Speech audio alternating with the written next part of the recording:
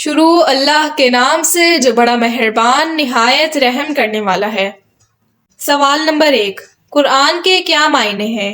جواب، قرآن ہے قرأ جس کے لغتاً معنی پڑھنا، ایک مصدر اس کا بنتا ہے قرء جس کے معنی سین کے ہیں، اور یہاں پر اس کا مصدر بن رہا ہے قرآن بمعنی پڑھنا۔ اصطلاحی معنی قرآن کریم کی تلاوت کرنا، ایک مخصوص کتاب کی تلاوت کرنا ہے۔ سوال نمبر 2، قرآن کب نازل ہوا؟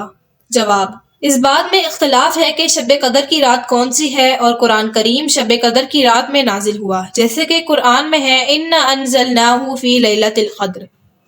سوال نمبر 3، قرآن کریم کتنے سال کے عرصے میں نازل ہوا؟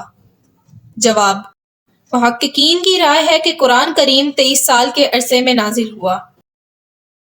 سوال نمبر 4، انسان کو کیوں بنایا گیا جب فرشتے عبادت کے لیے موجود تھے؟ جواب، فرشتے عبادت تو کرتے تھے لیکن گناہ نہیں کرتے، جس کی وجہ سے وہ توبہ بھی نہیں کرتے، جبکہ انسان عبادت بھی کرتا ہے اور گناہ بھی کرتا ہے، اور گناہ کرنے کے بعد توبہ بھی کرتا ہے، اس لیے اللہ نے انسانوں کو بنایا۔ سوال نمبر 5، قرآن کو قرآن کیوں کہا گیا؟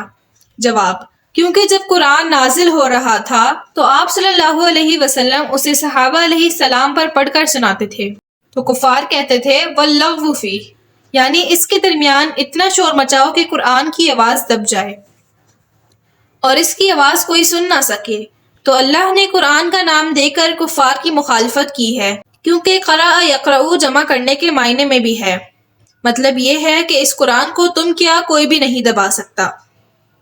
سوال نمبر 6، قرآن کو کتاب کی شکل کس نے دی؟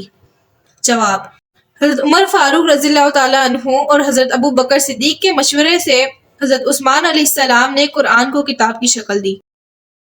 سوال نمبر 7، قرآن ایک ساتھ نازل ہوا یا تھوڑا تھوڑا کر کے نازل ہوا؟